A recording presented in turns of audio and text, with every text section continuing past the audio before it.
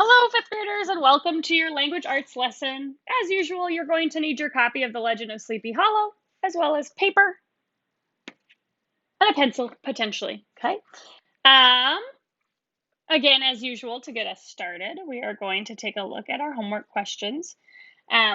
So those of you, hopefully you're watching because you watched yesterday, and so you guys felt pretty confident about your answers because I've been kind of walking you through. But if you are finding that you are now doing more of the watching of the videos because you're starting to see the number of times in which it's being helpful to be doing this and helping you out with your work and helping you out with your tests, then you'll see a lot of these questions are things that I would have talked about in the video already. Okay.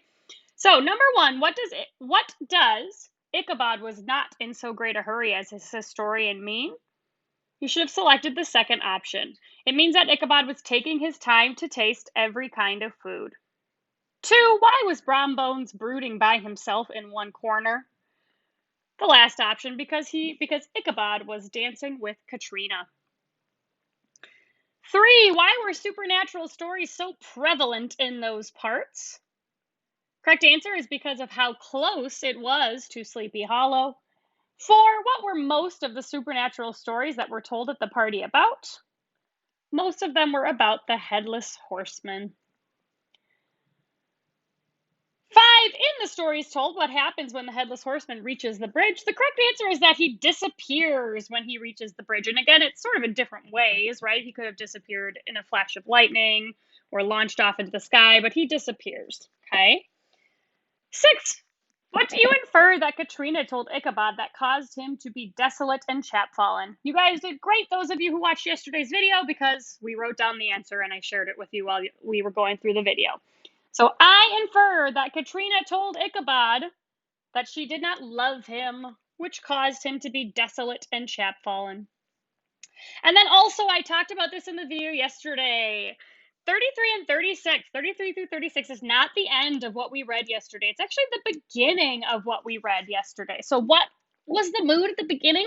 Joyous, festive, celebratory, right? All of these things. There was happy at this point in time. He arrives at the party and there's a lot of joy. And so really most of those pages you could have selected something that supports a mood of joy and happiness. Okay, and again, if you watch the video all the way through the end, I really made a point at the end to make sure that you knew that I was talking about the beginning of what we had read and not the end of it.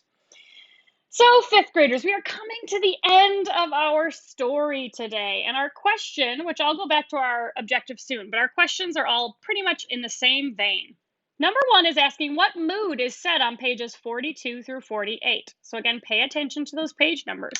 And you would say the mood that is set on pages 42 and 48 is blank. The rest of your homework is asking about quotes. So what is one quote, and another quote that supports that mood? So each of these you'd say one quote that supports that mood is blank. Another quote that supports that mood is blank. Another quote that supports that mood is blank.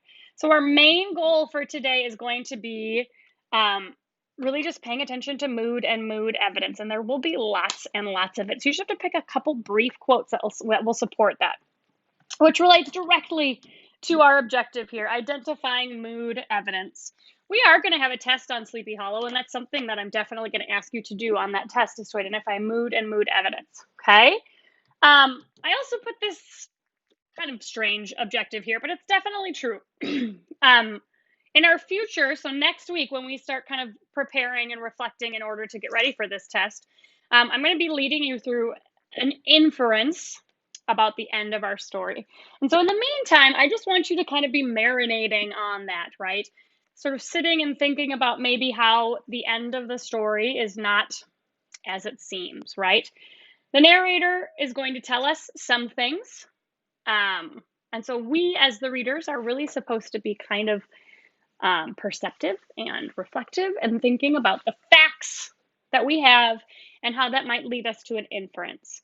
So again, on Monday, I will really be kind of getting into that in more detail with you. But in the meantime, just be thinking about that, letting that rest in your mind, that as we finish this story, things might not be what they seem, okay? So with that in mind, we are on page 42. Ichabod has just been at the party. He was happily dancing with Katrina, then happily went out onto the piazza and was listening to ghost stories and telling about witchcraft. Then he stayed behind. We inferred yesterday that he expressed his undying love for Katrina and that she probably did not return that love. So we saw that he was devastated. So now he's headed home. It was the very witching time of night that Ichabod, heavy-hearted and crestfallen, pursued his travels homewards, along the sides of the lofty hills which rise above Tarrytown, and which he had traversed so cheerily in the afternoon. The hour was as dismal as himself. Far below him, the Tappan Zee, that's the river, spread its dusky and indistinct waste of waters, with here and there the tall mast of a sloop, remember that's a ship mast, riding quietly at anchor under the land. In the dead hush of midnight, he could even hear the barking of the watchdog from the opposite shore of the Hudson. But it was so vague and faint as only to give an idea of his distance from this faithful companion of man.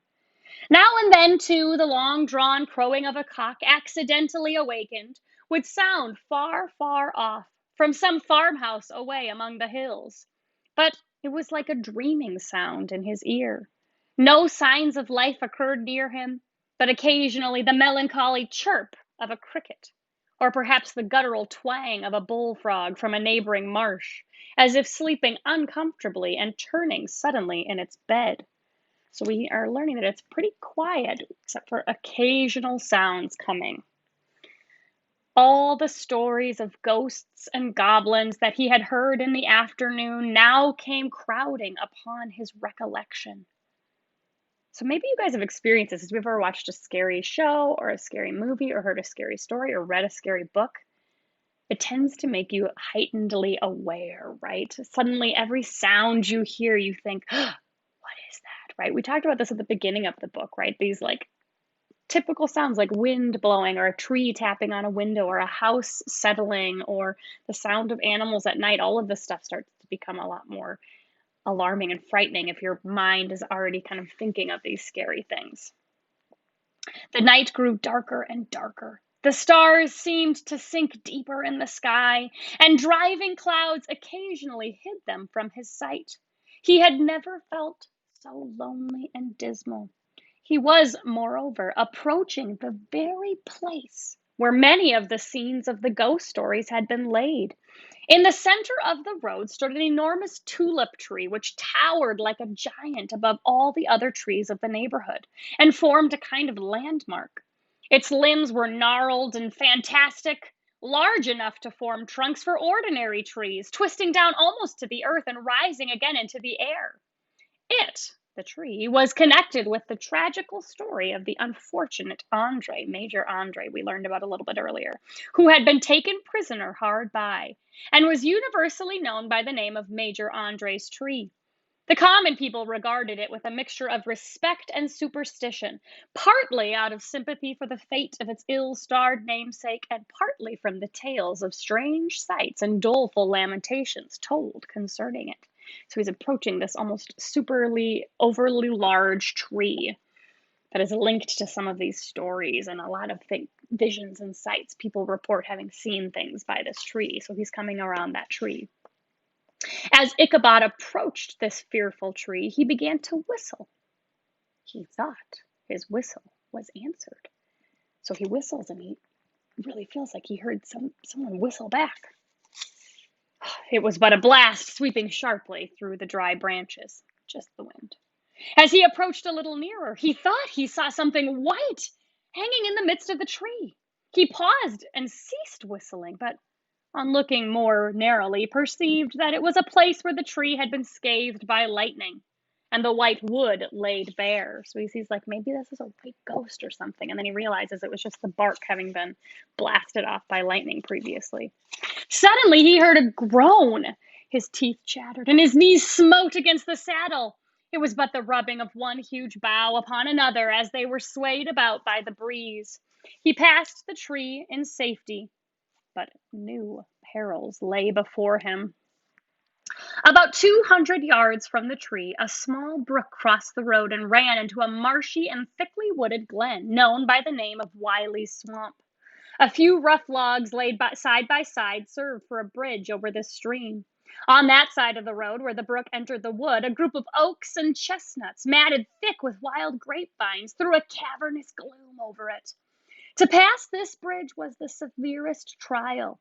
It was at this identical spot that the unfortunate Andre was captured, and under the covert of those chestnuts and vines were the sturdy yeomen concealed who surprised him. This has ever since been considered a haunted stream, and fearful are the feelings of the schoolboy who pass it alone after dark. As he approached the stream, his heart began to thump.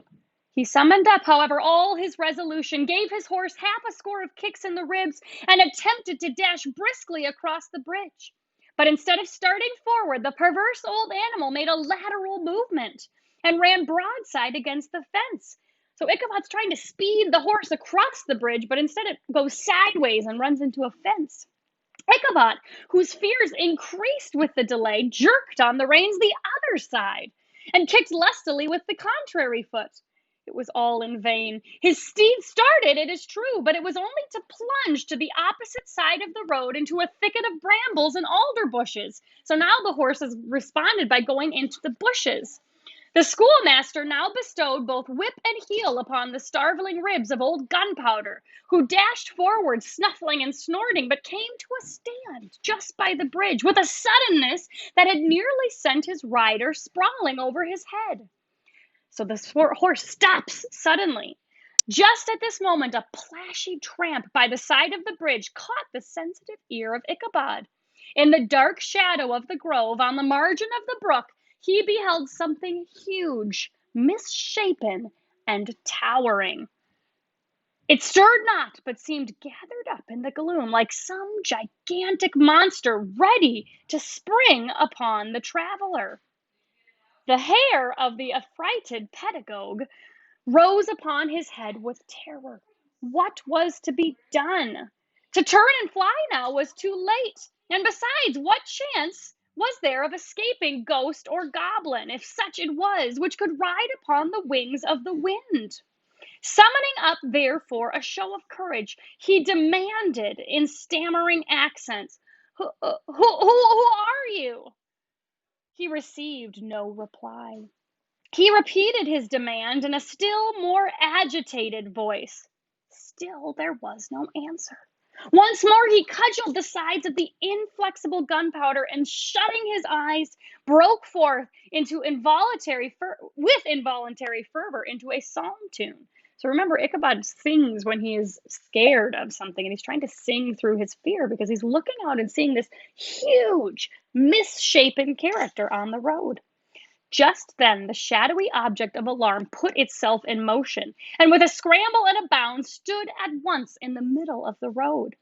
Though the night was dark and dismal, yet the form of the unknown might now in some degree be ascertained.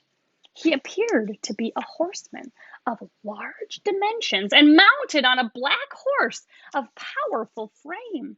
He made no offer of molestation or sociability, but kept aloof on one side of the road, jogging along on the blind side of old Gunpowder, who had now got over his fright and waywardness. So at this point now, Gunpowder, which is the horse that Ichabod is riding, is moving along, and he notices that this figure that appears on a horse next to him is going alongside him. So the two horses are galloping side by side. Ichabod, who had no relish for this strange midnight companion, and bethought himself of the adventure of Brom Bones with the galloping Hessian, now quickened his steed in hopes of leaving him behind. The stranger, however, quickened his horse to an equal pace. Ichabod pulled up and fell into a walk, thinking to lag behind. The other did the same. His heart began to sink within him. He endeavored to resume his psalm tune, but his parched tongue clove to the roof of his mouth, and he could not utter a stave.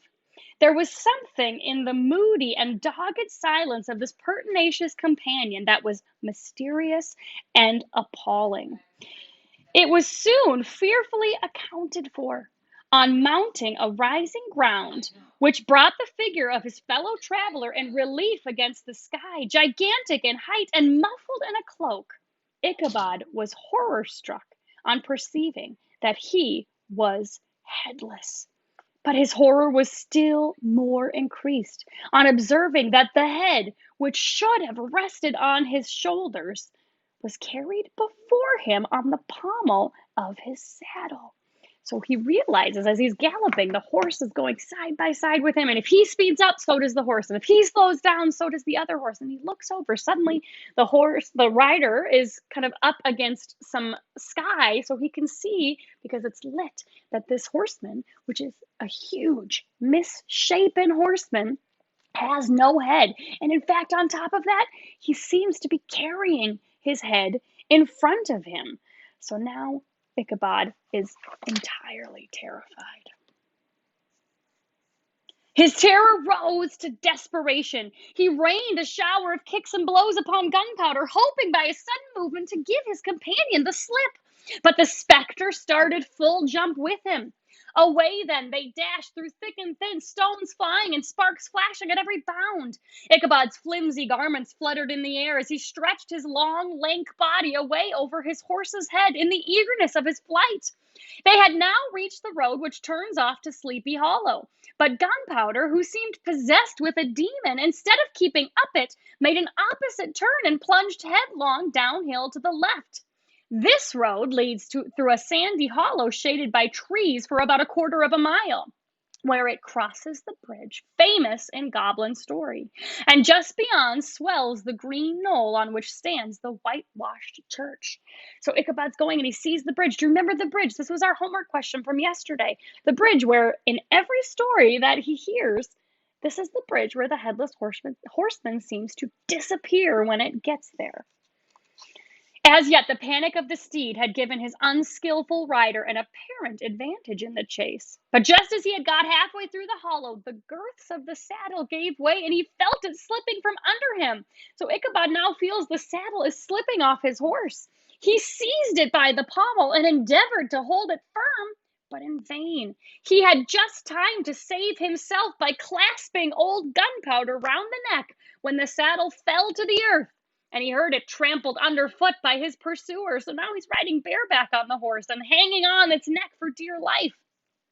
For a moment, the terror of Hans Van Ripper's wrath passed across his mind, for it was his Sunday saddle. But this was no time for petty fears.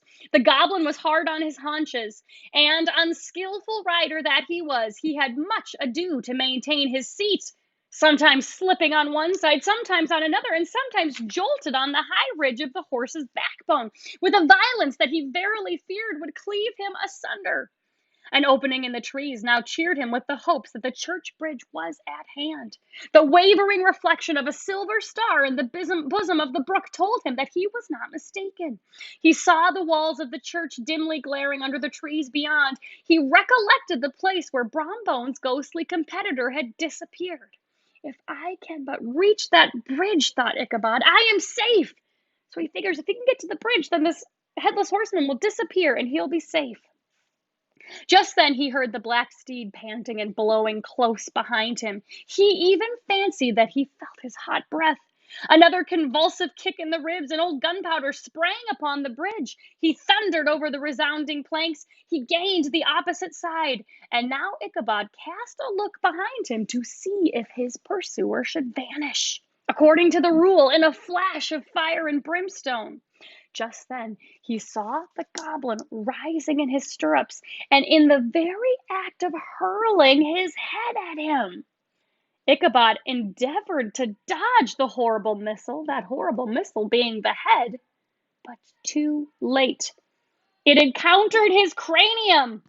The head hit Ichabod in his head. With a tremendous crash, he was tumbled headlong into the dust, and Gunpowder, the black steed, and the goblin rider passed by like a whirlwind.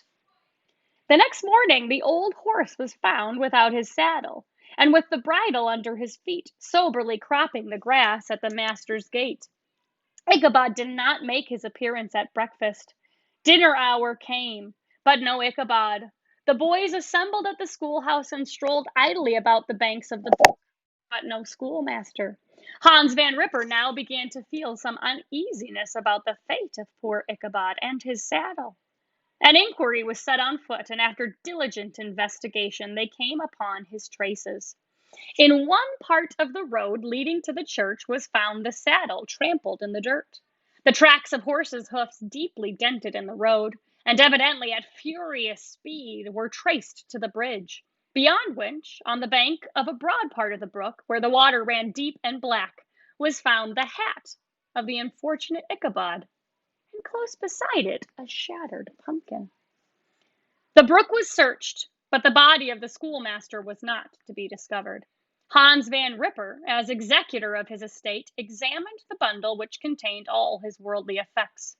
They consisted of 2 shirts and a half, 2 stocks for the neck, a pair of 2 worsted stockings, and an old pair of corduroy small clothes, a rusty razor, a book of psalm tunes full of dog's ears. Dog's ears is when you fold the corner of a book down, and a broken pitch pipe.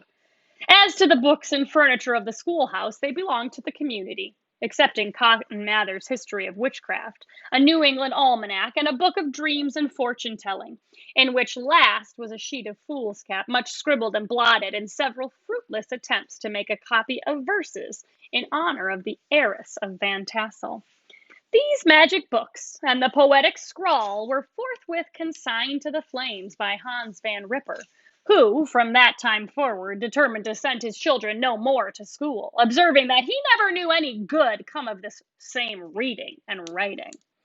Whatever money the schoolmaster possessed, and he had received his quarter's pay but a day or 2 before, he must have had about his person at the time of his disappearance. The mysterious event caused much speculation at the church on the following Sunday. Knots of gazers and gossips were collected in the churchyard, at the bridge, and at the spot where the hat and pumpkin had been found.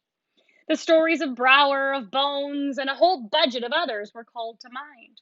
And when they had diligently considered them all, and compared them with the symptoms of the present case, they shook their heads, and came to the conclusion that Ichabod had been carried off by the galloping Hessian. As he was a bachelor, and in nobody's debt, nobody troubled his head any more about him. The school was removed to a different quarter of the hollow, and another pedagogue reigned in his stead.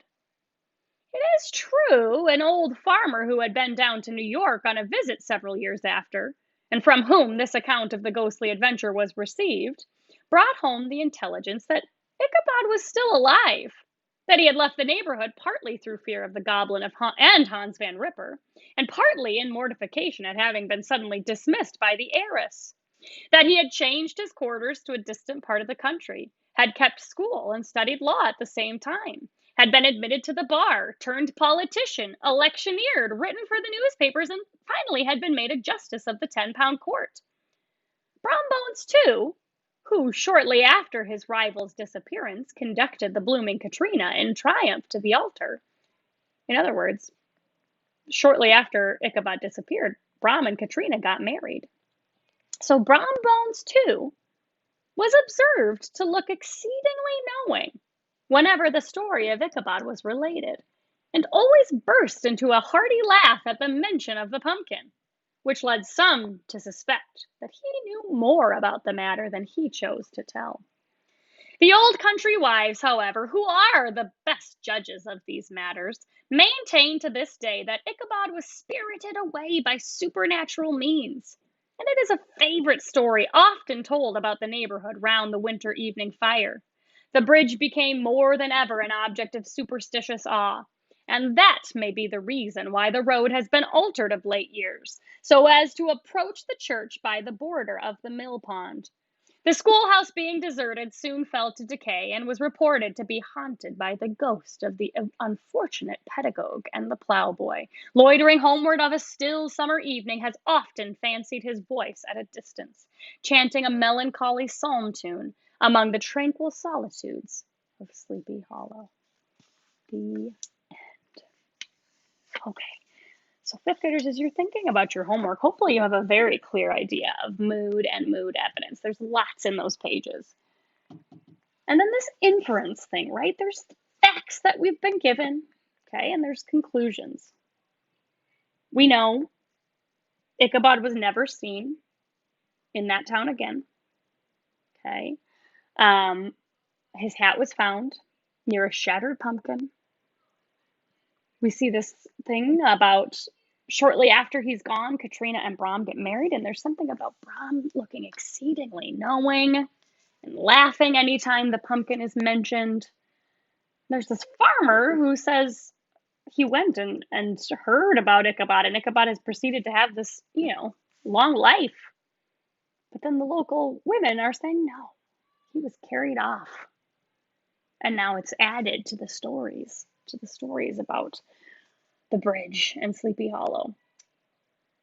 So, and also kind of thinking about our central problem of our story as we're thinking about that. So again, we're going to dig in on Monday with our inference and making that inference. So for now, I just want you to let the facts of the story kind of marinate in your mind, right? Let them wash around. And when we come back on Monday, we'll dig in a lot more with our inference. Okay. And also noting that we're going to have a test on Tuesday. So Monday, we're going to dig into that inference and we're going to be really working on reviewing well for that test. Okay. If you have questions, let me know. Good luck.